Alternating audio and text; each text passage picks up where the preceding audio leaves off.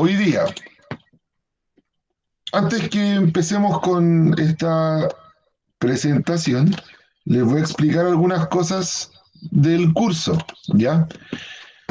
Lo primero es que ustedes saben que salió el nuevo temario de la PSU, esta prueba de transición, la cual modifica más que nada el orden de las preguntas y saca bastantes preguntas, ya no son las 75, sino que son menos.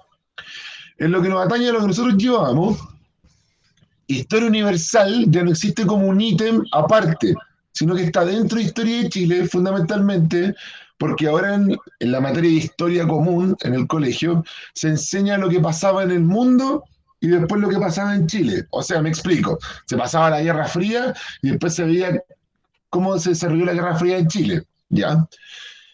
Lamentablemente nosotros como empezamos con Historia Universal, ya hoy día nuestra última clase de Historia Universal, porque ya la habíamos visto casi completa.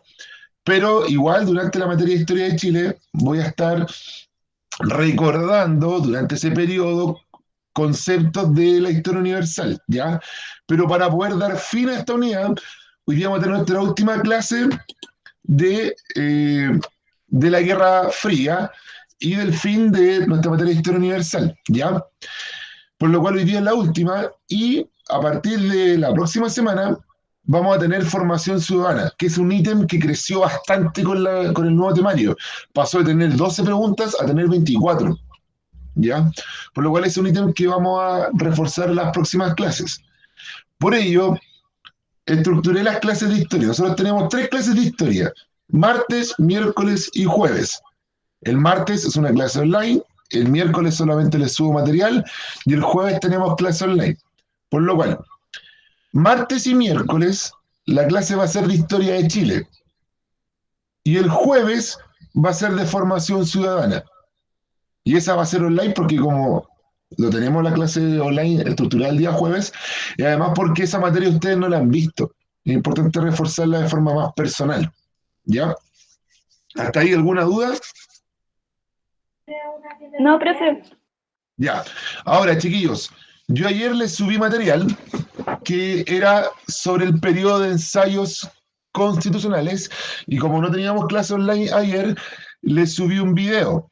Y además tenían una guía o test en Schoology. ¿Hay alguna duda sobre eso? ¿Alguna pregunta sobre el test, sobre el PPT, antes de comenzar?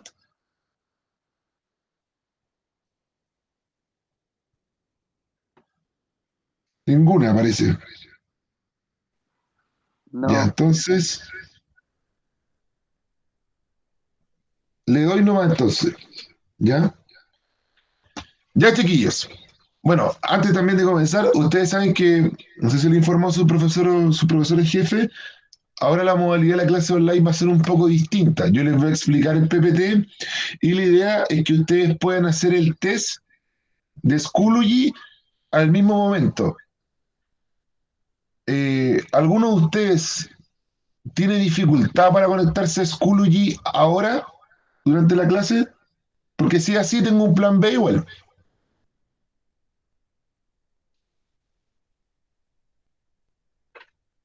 ¿Ninguno? ¿Todos se pueden conectar a Schoology durante el desarrollo de la clase? Ya. Bueno, cualquier cosa me avisan eh, por acá, ¿ya? ¿Alguien está hablando por ahí?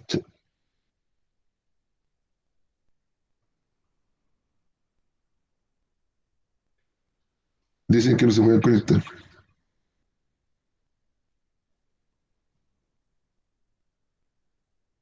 Ya, vamos a comenzar entonces. Chiquillos, hoy día vamos a ver la Unión Soviética y el fin de la Guerra Fría. Antes del receso de vacaciones, habíamos explicado en dos clases la Guerra Fría. En la primera habíamos hablado de los conceptos básicos. Una guerra ideológica, sin enfrentamiento directo entre las dos potencias, una división del mundo, un temor a una guerra nuclear, la guerra civil en las distintas esferas de la vida, deporte, ciencia, cultura. Hablamos del caso especial de Alemania, donde se creaban dos Alemanias, se creaba el muro de Berlín y fundamentalmente esto caía hacia el año 88-89, ¿ya? En la segunda clase de la Guerra Fría hablé del proceso de descolonización que se da durante la Guerra Fría. Gran parte de las excolonias europeas en África y en Asia luchan por su independencia y la logran. Algunas de forma pacífica, como la India, y algunas de forma más violenta, como Argelia. ¿Ya? Ahora, vamos a hablar del fin de la Guerra Fría y en especial de la disolución de la Unión Soviética. Para eso, vamos a hablar de algunas características de la Unión Soviética, particulares que la van a llevar al fin. Jóvenes, recordando de una clase que alcanzamos a tener en el colegio, algunos activen el micrófono. ¿Cuáles eran los principios que defendían los bolcheviques en esa clase que tuvimos en el quincho? ¿Alguien que se acuerda? ¿Qué principios defendían los bolcheviques? Si alguien quiere mirar el cuaderno, no hay problema. Lo escucho. Querían como o sea, el socialismo al tiro, ¿cierto? ¿Cómo? Que querían el socialismo de inmediato, o sea, al tiro. Bien. Ellos planteaban de que el socialismo se debería instaurar en Rusia de forma inmediata, ¿ya? Por lo cual ellos eran bastante radicales en su proceso. Además, los bolcheviques, fundamentalmente, creían que se debía instaurar el socialismo prontamente y, además, sacar a Rusia de la guerra. Ya dijimos que las principales figuras eran Lenin, Trotsky y Stalin. Ahora, diferencias entre los modelos económicos. Vamos a ver que en esa época en el mundo existían dos grandes modelos económicos, aunque había algunas variaciones. Fundamentalmente el modelo neoliberal, que ya se estaba instaurando a partir de los 60, 70 en gran parte del mundo, y el de planificación central, que sí se le llama desde el punto de vista económico al modelo socialista que se aplicó en Rusia y en gran parte de los países comunistas del mundo. Para ir viendo sus diferencias, lo dicen cuatro categorías. Una pregunta económica que va para los dos sistemas económicos es el ¿qué producir? En el mundo de la planificación central o los modelos socialistas, la pregunta del qué producir era resuelta del siguiente punto de vista. Se producía lo necesario para la sociedad. O sea, si la sociedad necesitaba tal industria, se generaba. Si no lo necesitaba, no se generaba. Eso hacía que en los países comunistas, por ejemplo, la industria de consumo fuera bastante antigua, sin gran desarrollo, sin muchos productos elaborados. Por ejemplo, si se producía una lavadora o un refrigerador, se producían del mismo color y básicos, no como en el modelo neoliberal, que se produce lo que el consumidor demande. Si el consumidor demanda una lavadora rosada o un refrigerador rosado, se produce, porque si lo puede pagar, lo van a producir. En vez que en el modelo comunista no, se produce solamente lo necesario, se produce un refrigerador del mismo color. En el neoliberalismo se puede producir un refrigerador como los de hoy que generan, por ejemplo, agua helada todo el rato. Pero eso no es una necesidad tan grande. En el modelo socialista no se produce ese refrigerador. ¿Se dan cuenta? En la planificación central, la palabra lo dice, hay una planificación igual para todos. Porque el concepto fundamental de los modelos socialistas es la igualdad. En vez que en el neoliberalismo es la libertad. Tener la libertad de comprarme el refrigerador que yo quiera. Para eso la industria produce distintos tipos. El que más se acerca a lo que yo quiero. Si alguien tiene alguna pregunta, activa el micrófono y lo hace, no hay problema. Ahora, jóvenes, en el rol del Estado, ¿ya? El Estado, en un modelo de planificación central, controla los medios de producción y distribuye los recursos. Por ejemplo, gran parte de la tierra, de la producción agrícola, está en manos del Estado. La gran industria, en especial entre más pesada, con el acero, de energía, está en manos del Estado. El Estado recabarra estos recursos y los distribuye. ¿Ya? En vez que en el modelo neoliberal, que es el que nos rige hoy día como país, solo fiscaliza y genera un marco legal, leyes, cobra impuestos y algún otro proyecto social, pero el Estado no es dueño de empresas. Hoy día el Estado de Chile es dueño de escasas empresas, ¿ya? Incluso la mayoría tiene participación complementada con privados, como el caso de Metro, por ejemplo. El caso de la propiedad privada. El modelo de planificación central, la propiedad privada es nula, casi escasa, a lo más pequeñas propiedades, en vez que en el modelo neoliberal son los dueños de los medios de producción, son dueños de las fábricas, de la tierra, de los recursos económicos, de los bancos. Y en el modelo liberal, el privado es el agente más importante de la economía. En el modelo de planificación central no lo es el privado, sino que es el Estado. ¿Ya? Y por último, ¿para quién producir? En el modelo de planificación central se produce para toda la población, de igual forma, ¿ya? En vez que en el modelo neoliberal, sino que simplemente para los que puedan adquirir los productos. O sea, no se van a producir lavadoras para las 17 millones de familias, sino que lavadoras para solo los que puedan comprar. ¿Ya? Por lo cual hay una diferencia. En el neoliberalismo se produce para el consumidor, sus intereses y para el que pueda comprar. En el modelo de planificación central, para todas las personas. ¿Alguna duda hasta ahí? Profe, yo tengo una pregunta y se relaciona un poco con la materia de la división de Alemania. Cuéntame, Sofía. Y era, ¿por qué falló? Estoy buscando la pregunta y la tengo anotada. No hay problema, te espero.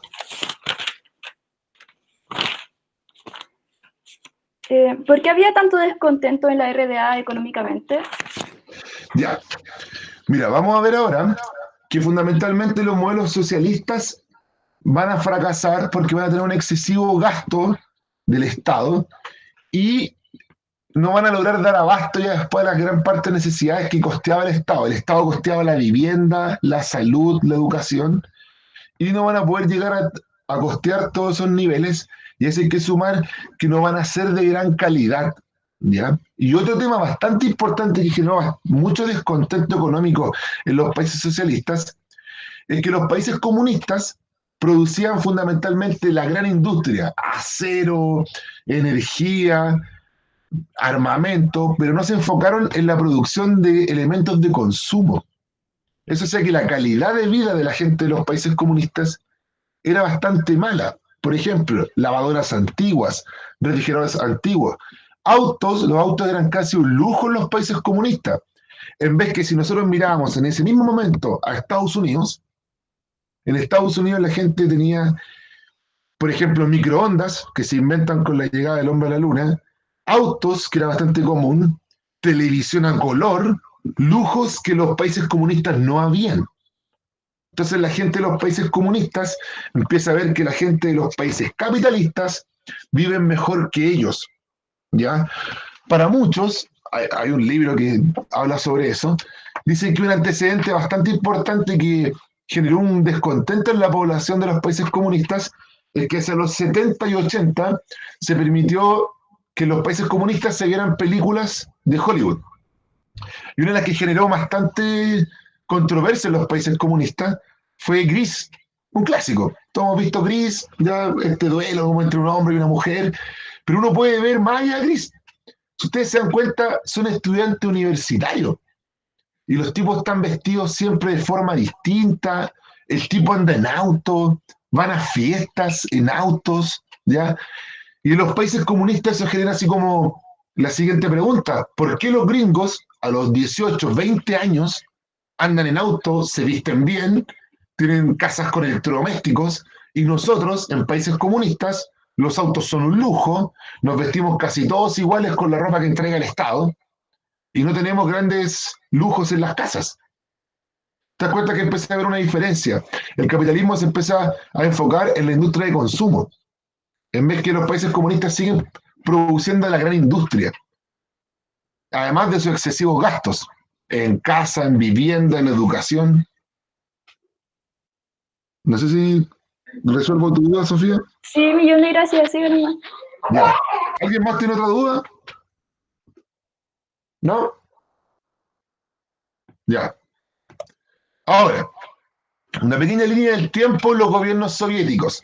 Hubieron más secretarios generales de la Unión Soviética, o una especie de presidente nuestro, pero puse los más importantes en la historia de la Unión Soviética. El primero, Lenin, que va del 17 al 24, ya hasta que fallece. Luego viene Stalin, que viene desde el año 24 hasta el año 53, donde fallece. Se dan cuenta, vive gran parte de la Segunda Guerra Mundial y el inicio de la Guerra Fría.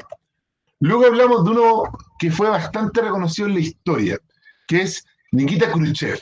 Nikita Khrushchev es reconocido porque denuncia los crímenes que ocurrieron en la época de Stalin, como la muerte de millones de polacos, pero además Khrushchev es famoso porque fue quien mandó construir el muro de Berlín, ¿ya? Y llegó el periodo de mayor tensión de la Guerra Fría en la crisis de los misiles con los Estados Unidos. Luego viene Berchel, ya que también le tocó un periodo bastante particular de la historia de la Unión Soviética, donde también tienen conflicto con los norteamericanos, fundamentalmente por la invasión soviética a Afganistán, ¿ya? Y él es bastante particular porque él es el último, podríamos decir, presidente de la Unión Soviética de mayor edad que sí estuvo presente en la Revolución Rusa. El siguiente, que va a ser el último presidente, entre comillas, de la ex Unión Soviética, es Mikhail Gorbachev. Gorbachev se ve un poco más joven que el resto. Fue el primer presidente de la Unión Soviética que no estuvo presente en la Revolución Rusa.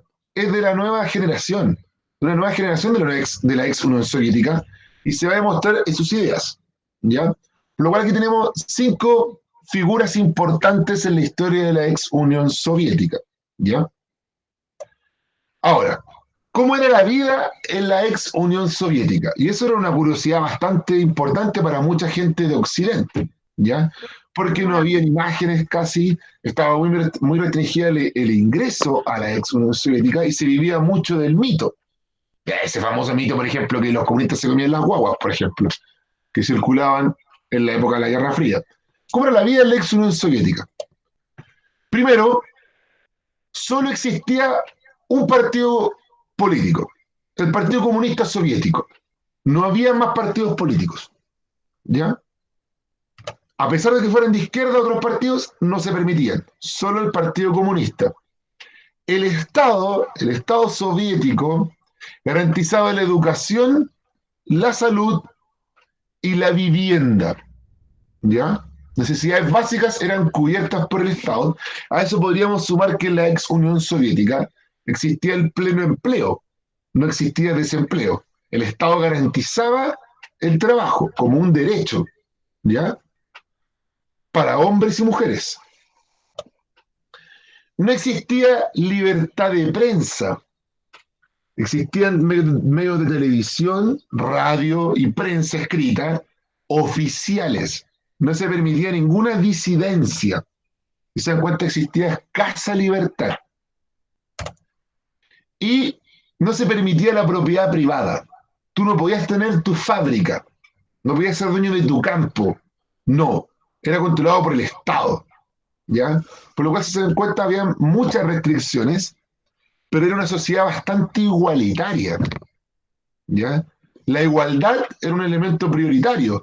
Todos acceso a la educación, a la salud, de la vivienda, pero sin partidos políticos, sin prensa libre, pero era bastante particular. Les voy a contar un caso.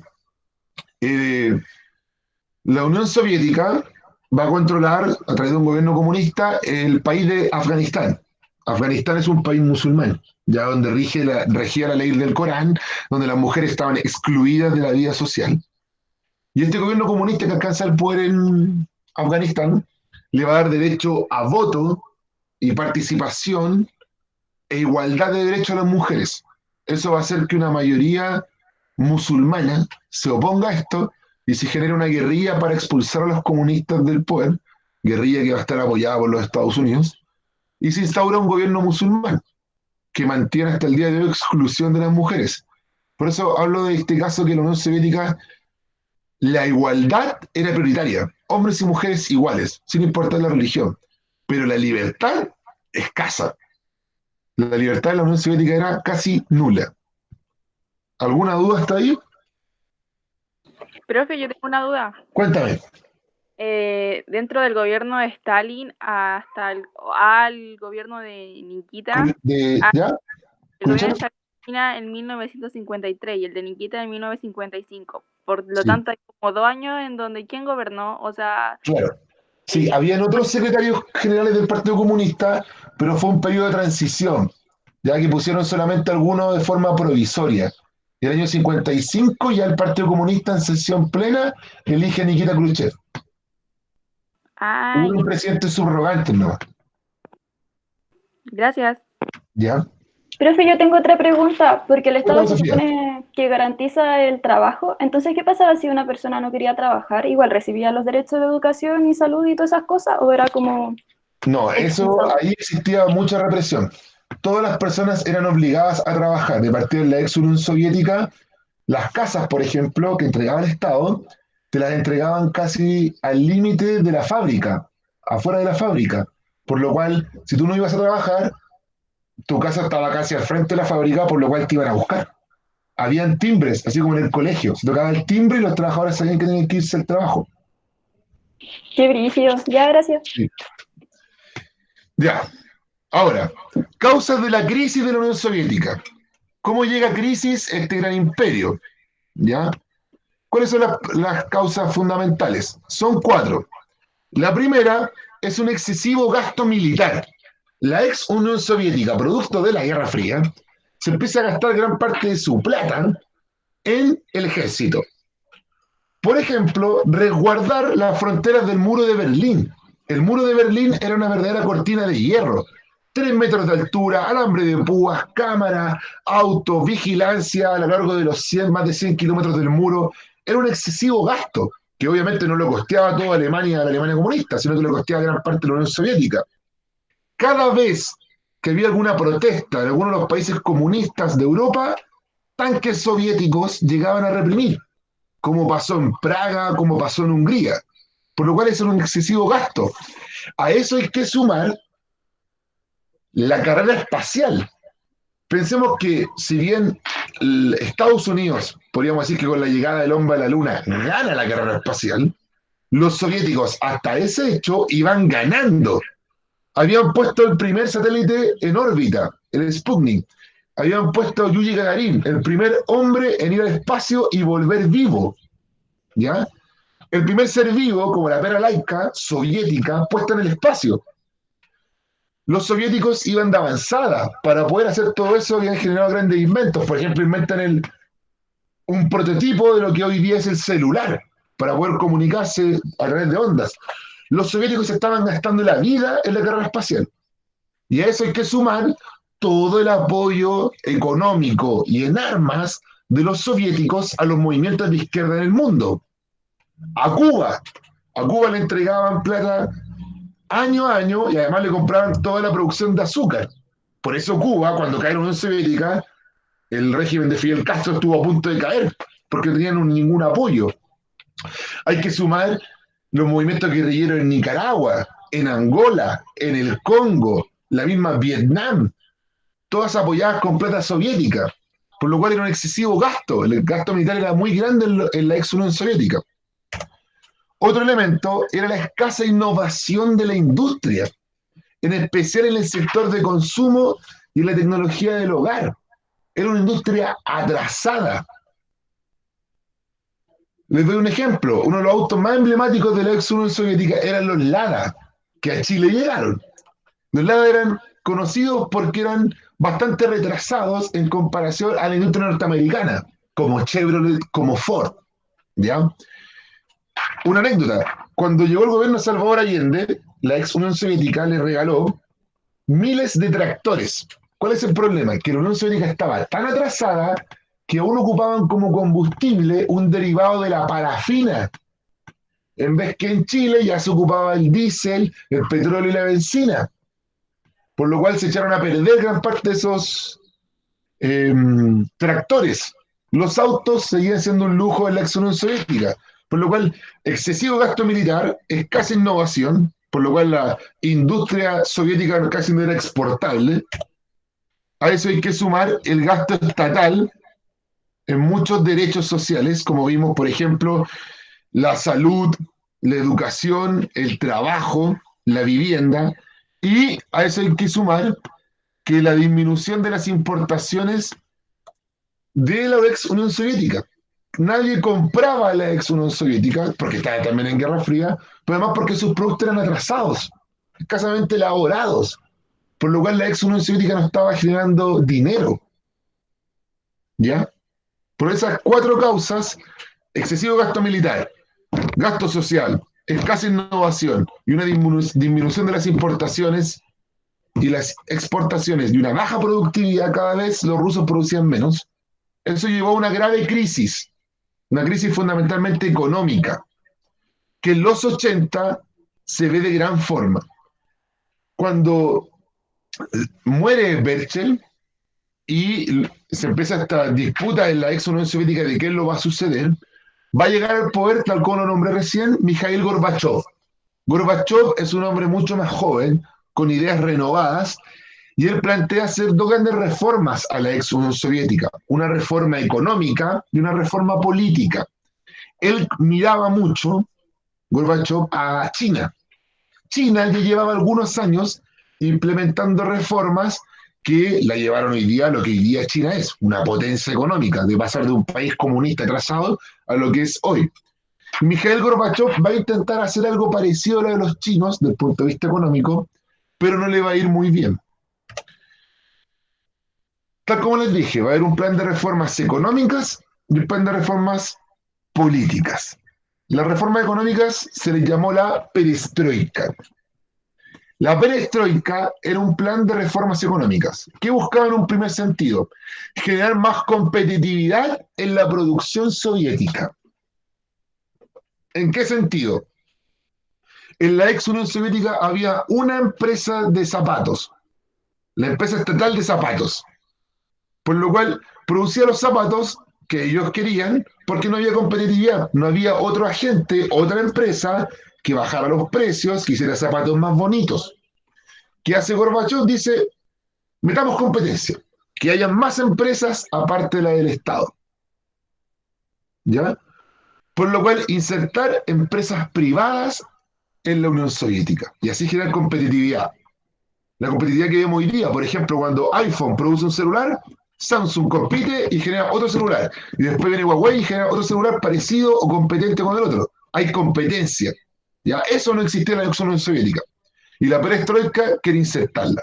Competitividad fundamentalmente privada, por lo cual era cambiar el chip de la ex Unión Soviética. Permitir el ingreso de privados en la producción. Y que se estaba viendo que en China era bastante bueno. ¿Por qué? Porque si metíamos privados que fueran a invertir a la ex Unión Soviética, quizás para ellos iba a ser bastante bueno. Porque si eran un modelo comunista, el Estado iba a garantizar educación, salud, derechos, los sueldos iban a ser más bajos para estas empresas privadas, no iban a gastar tantos sueldos y podían producir en Rusia, lo que hoy día hacen en China. Hoy día Nike va a China a producir porque paga sueldos más baratos, porque gran parte de las garantías sociales las entrega el Estado. Disminuir el gasto social, ¿ya? Por ejemplo, en vivienda, que era algo bastante carísimo en la ex Unión Soviética, y incrementar las exportaciones, exportar, vender más hacia afuera productos manufacturados, o sea, productos elaborados, autos, microondas, cocinas, las cuales no se exportaban desde la Unión Soviética. Entonces la idea era cambiar el chip de la economía soviética, insertar competitividad privada, disminuir un poco el gasto social, incrementar la producción de productos manufacturados y exportarlos, ¿ya? Era hacer un poco lo que hoy día China es. ¿Hasta ahí alguna duda? Sí, profe, ¿cómo se tomó la población como todas las reformas que hicieron? Porque igual son como medias un poco capitalistas. Sí, mira, el tema es que la población va a ver esto con bastantes expectativas, pero va a malinterpretar esto. va a pensar que esta abertura económica también va a ser una abertura política. Van a pensar que estas libertades económicas también van a generar libertades políticas. Y eso va a ser un problema. Y lo otro es que las reformas económicas van a fracasar. No van a lograr las expectativas de la población. No se va a poder cambiar rápidamente la producción china. No va a haber un gran incentivo de la inversión privada en Rusia, perdón, Rusia, dije China, en Rusia, y no va a aumentar la producción y tampoco va a mejorar, por lo cual las medidas a 5 años se van a ver que van a empezar a fracasar. Producto de este aumento de las expectativas políticas de libertad en la población rusa generadas con la perestroika, Gorbachev hace un programa también de libertades políticas que se le llama Glasnost. O sea, tenemos perestroika económicas, políticas Glasnost, ¿ya? La Glasnost va a estar en dos sentidos fundamentadas. Una, insertar el pluripartidismo. Ustedes saben que el prefijo pluri es muchos. Permitir la participación de partidos de izquierda, pero que no sean comunistas. Socialistas, radicales, radical socialdemócrata, que pudieran estar en la ex Unión Soviética. Permitir más partidos políticos. Y libertad de opinión. Eliminar el control sobre la prensa y las reuniones. O sea, diarios no oficiales se iban a permitir y que la gente formara agrupaciones. Y eso va a generar un movimiento tremendo en toda la ex Unión Soviética, donde proliferan partidos políticos, muchos de ellos de izquierda, pero que se van a oponer al dominio comunista. Uno de estos ejemplos van a ser los países llamados satélites, que pertenecían a Moscú y Moscú lo ejerció un gran control sobre ellos.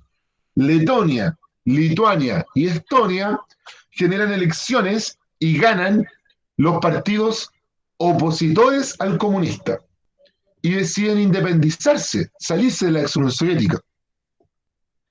Surgen diarios con libertad de opinión en gran parte de estos países, como también en la Alemania comunista, y empieza a ejercerse una gran presión sobre el Partido Comunista que empieza a perder adherentes. ¿Ya? Eso va a llevar a una cronología de la disolución de la ex Unión Soviética, que va a caer en muy pocos años. En 1990, una serie de países integrantes de la ex Unión Soviética declaran su independencia, como por ejemplo Lituania, Georgia y Letonia. Se van de la ex Unión Soviética y asumen gobiernos independientes. ¿Ya? El 17 de marzo del 91 se hace un referéndum en Rusia. 2/3 de los soviéticos creen que hay que seguir con la ex Unión Soviética, pero que todos los países integrantes, Ucrania, Bielorrusia, Hungría y más, puedan participar en igualdad de derechos y con independencia soberana. O sea, si quieren elegir otro gobierno de otro partido político, lo elijan, pero sigan perteneciendo a la ex Unión Soviética. O sea, igualdad política, que era bastante radical en la ex Unión Soviética. Luego,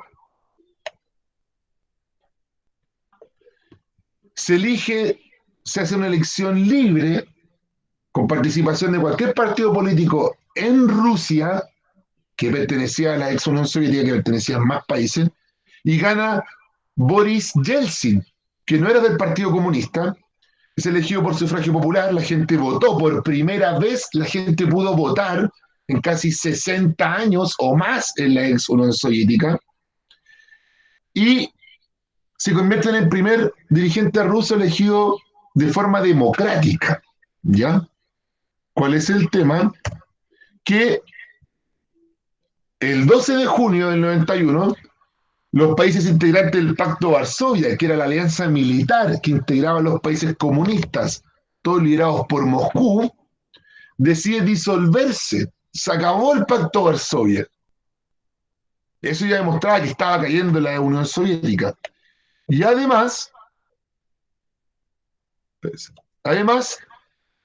militares soviéticos pro comunismo unidos a Mikhail Gorbachev, deciden dar un golpe de Estado a Boris Yeltsin, que hace que la gente salga a las calles a defender a Boris Yeltsin, y una facción importante también del mundo militar que apoya a Boris Yeltsin, y fracasa el golpe de Estado. Y Rusia, Boris Yeltsin decide sacar a los rusos de la Unión Soviética. O sea, el país más importante de la Unión Soviética se va de la Unión Soviética, los rusos, y termina por disolverse la ex Unión Soviética. O sea, lo resumo. La crisis parte en la periferia. Letonia, Georgia, Estonia están alrededor de la ex Unión Soviética. Y eso va a generar una presión sobre el centro, sobre Moscú. Moscú decide hacer elecciones libres, gana Boris Yeltsin, una facción del Partido Comunista y de los militares está en contra de esto, hacen un golpe de Estado y este fracasa y termina disolviéndose la ex Unión Soviética. ¿Alguna duda? Igual esto es un poco enredado. Sí, profe, no entendí. ¿Lo puedes repetir? Perdón. Mira, producto de la Glasnost, reformas políticas que buscan mayor libertad, se permiten partidos opositores al comunista en los países de la ex Unión Soviética. Esto hace que estos partidos no comunistas ganen las elecciones en gran parte de los países de la ex Unión Soviética y se empiezan a independizar, a salirse de la Unión Soviética, como Letonia, Georgia, Lituania y más. En Rusia, Rusia es un país integrante de la Unión Soviética, que está integrada por Rusia, Bielorrusia, Ucrania, Letonia y más. En Rusia se hacen elecciones libres, por primera vez en la historia, y gana un candidato no comunista, Boris Yeltsin. Boris Yeltsin decide que hay que generar ciertos cambios en Rusia. Una facción importante de los militares y del Partido Comunista desconoce a Boris Yeltsin y lo intentan sacar y le hacen un golpe de Estado. La gente sale a las calles a defender a Boris Yeltsin y una parte importante también de las Fuerzas Armadas, y el golpe fracasa y Boris Yeltsin determina sacar a Rusia de la ex Unión Soviética. Y como sale el país más importante, al final los países que quedaron decidieron disolver la ex Unión Soviética. Ah, ya, gracias, profe. Ya. ¿Alguna otra duda? ¿Alguien más? Profe, una duda, ¿de qué partido era Boris? Ya que no era comunista. Boris Yeltsin, Boris Yeltsin era un partido parecido a lo que hoy día nosotros podríamos decir en nuestra realidad chilena, como la democracia cristiana, un partido de centro. Ya, gracias. ¿Alguna otra duda? Profe, cuando se hace el plan de reformas políticas, ¿no? Y sale el pluripartidismo, ellos, como eran un país que no era con tanta libertad, no habían puesto límite o como una ley que limite lo que podían llegar a hacer los partidos, por ejemplo, no independizarse o hacer algo así. No, eso no se reglamentó. Por eso gran parte de los países empiezan a independizar y a salir de la ex Unión Soviética. Mira, de partida, si nosotros vemos en perspectiva con tu pregunta la historia rusa, nosotros tuvimos miles de años a los zares, los rusos. Después hay una revolución rusa, se instaura el gobierno bolchevique, el gobierno soviético, y tenemos 70 años a los rusos gobernados por solo un partido político. Ahora, se crea la Federación Rusa, se elige a Boris Yeltsin, y Boris Yeltsin va a estar casi 3 periodos. Después se eligen 2 presidentes y ahora tenemos a Putin, que lleva muchos periodos y lo más seguro es que sea reelecto. O sea, si miramos en perspectiva de la historia rusa, Rusia casi nunca ha tenido un gobierno democrático con alternancia en el poder. Es que tuvieron 300 años con los zares, después tuvieron 70 años con los comunistas, y ahora tienen presidentes que llevan muchos años en el poder. Los rusos casi nunca han vivido una vida democrática plena. Profe, una pregunta más. ¿Por qué se disolvió el Pacto de Varsovia? O sea, ¿qué lleva a que se disolviera? Lo que pasa es que el Pacto de Varsovia se disuelve porque los países que se empiezan a independizar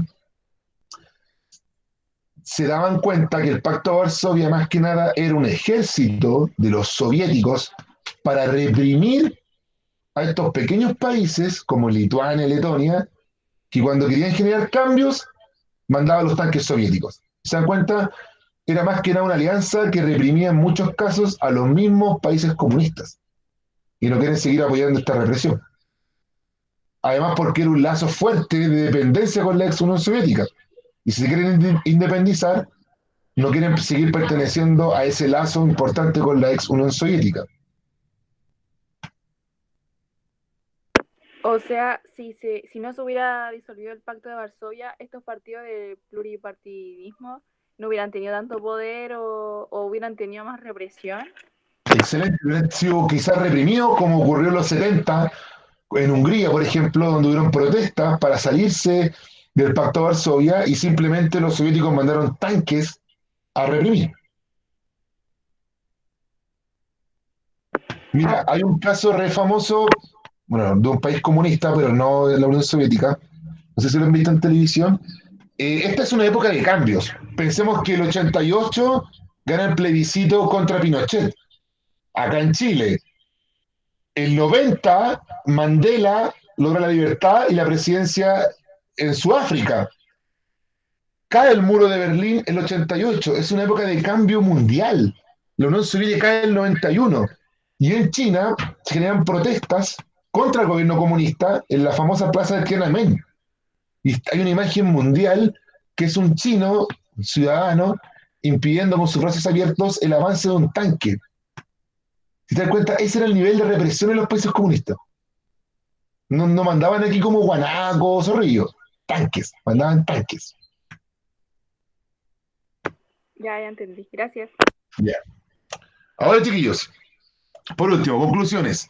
La ex Unión Soviética fue un intento de aplicar las teorías económicas de Marx, del líder comunista teórico, pero que fracasan por problemas propios del periodo.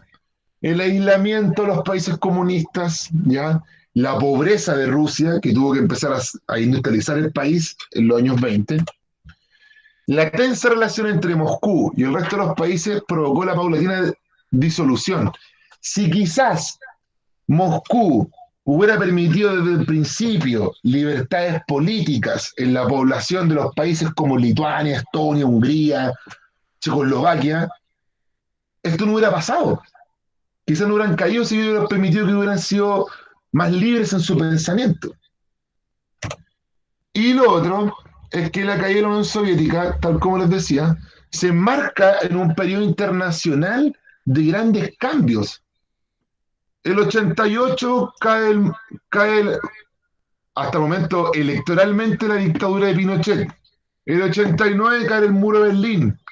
El 90 Nelson Mandela en Sudáfrica. El 91 cae la ex Unión Soviética. El 92 empieza la guerra en Yugoslavia, que disuelve a la ex Yugoslavia. ¿Se dan cuenta? Es una época de cambios internacionales. Ya, jóvenes. Ahora, ¿están conectados a Schoology?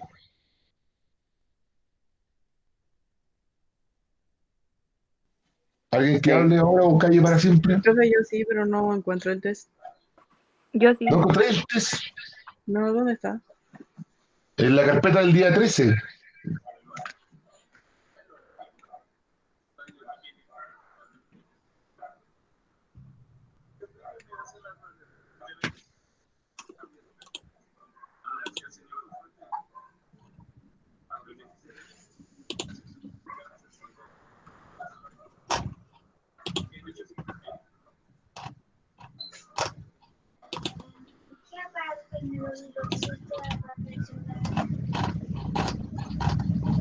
Aquí está, si ves la pantalla, día 13, 30 del 4, que hoy día. Y ahí está el test. Sale sesión 1 y sesión 2. Es la sesión 2. Ahí sí. Ya.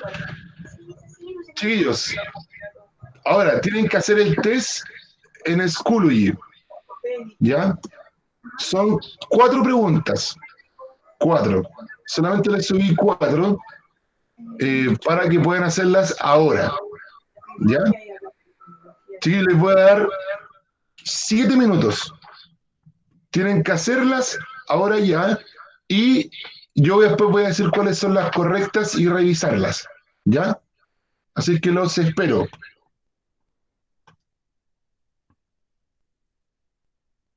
Así la hacen al tiro y después no tienen que meterse de nuevo a Schoology porque ya tener el test hecho. ¿Se dan cuenta? Adelantan trabajo.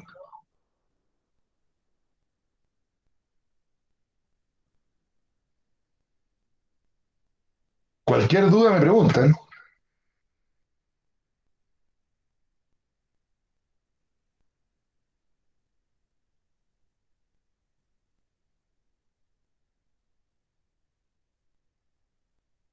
¿Lo están haciendo, no?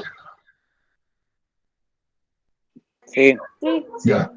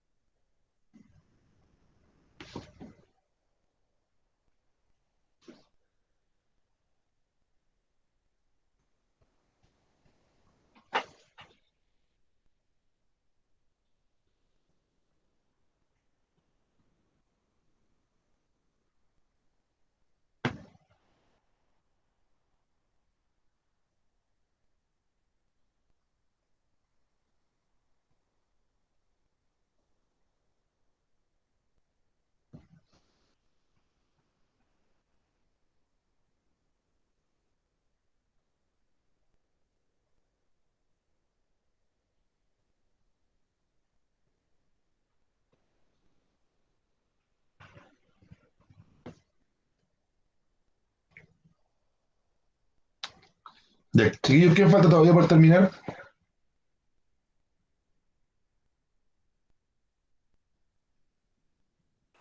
Yo ya terminé. Ya. Yo también. Yo Esperemos también. hasta 3 minutos más.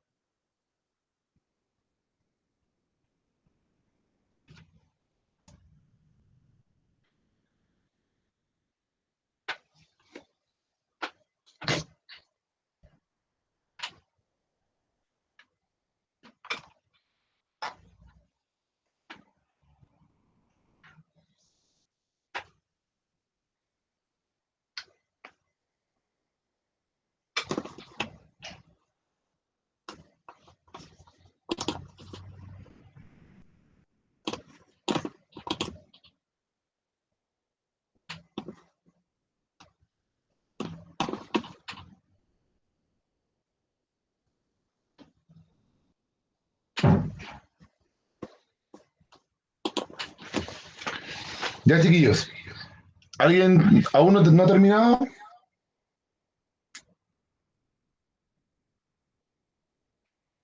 Hable ahora, calle para siempre.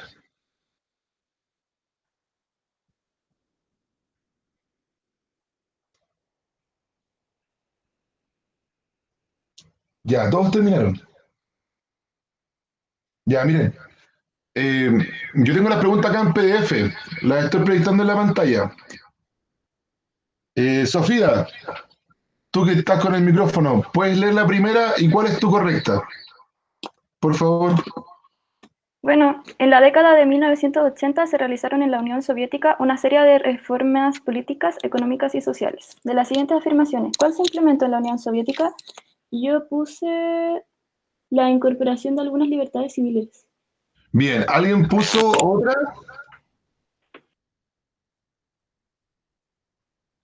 No, eso está bien.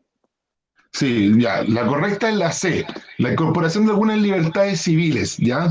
Porque la ampliación de la carrera armamentística, no. La Unión Soviética empezó a firmar tratados de no agresión ya con Estados Unidos. El reforzamiento del culto al líder, al contrario, ya se busca que los líderes no tengan tanto protagonismo. El enfrentamiento directo con los Estados Unidos, no, eso disminuye.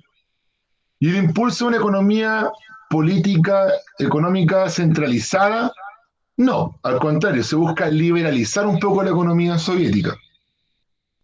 Ya, ahora, Kiriam, ¿tú puedes leer la 2, porfa? ¿Y tu alternativa? Sí, a Ya, principios de la década de 1990 se produjo una crisis del sistema socialista mundial y la desarticulación de la Unión Soviética como Estado. ¿Cuál de los siguientes planteamientos constituye una explicación a este proceso? Yo puse la C. claro, esa es la correcta. La falta de respuesta a las demandas económicas y políticas de los ciudadanos. A pesar de que existe la perestroika y la glasnost, no van a dar respuesta porque las otras alternativas se descartan. La implementación de un plan económico concebido por Europa para estabilizar la ex Unión Soviética, no. La crisis surge dentro de la ex Unión Soviética.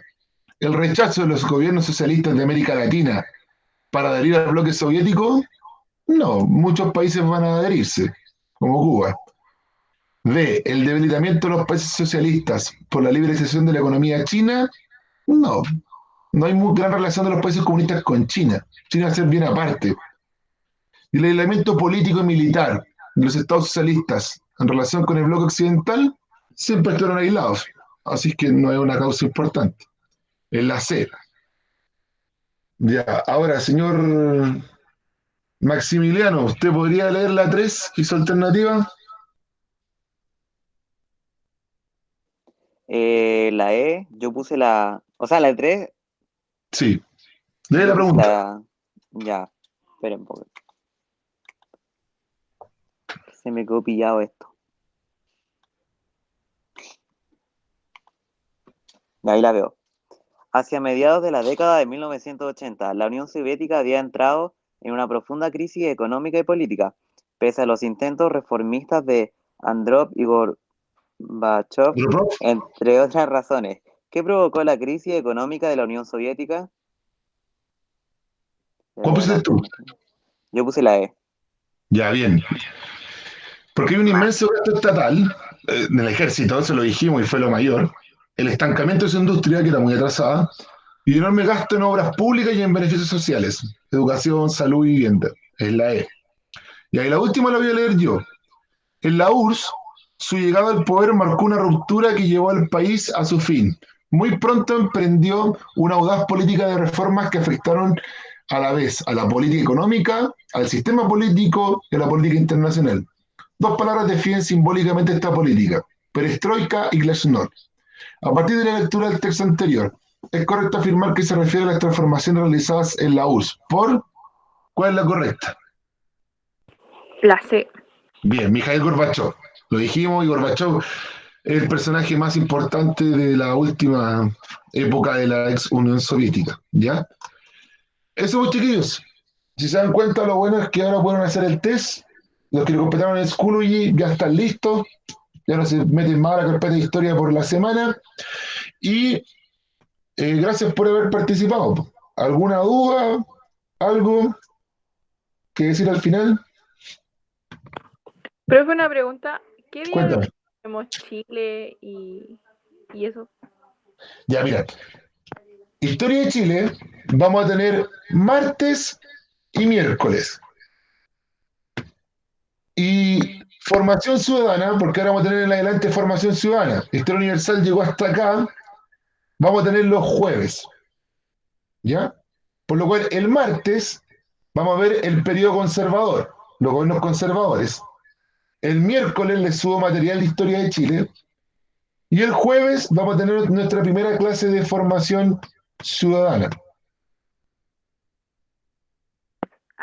Profe, una pregunta más. Cuéntame. En la prueba de transición, ¿va a aparecer esto de demografía, las pirámides y esas cosas? ¿O no? Que me quedé Sí, con... se supone que eso va a aparecer en el ítem de espacio geográfico. Ah, ya. Eso. Gracias. Ya. Ya, chiquillos, llegamos hasta acá. Muchas gracias. Que estén bien y nos vemos el martes. Nos vemos, profe. Chao. Chao, gracias. Chau.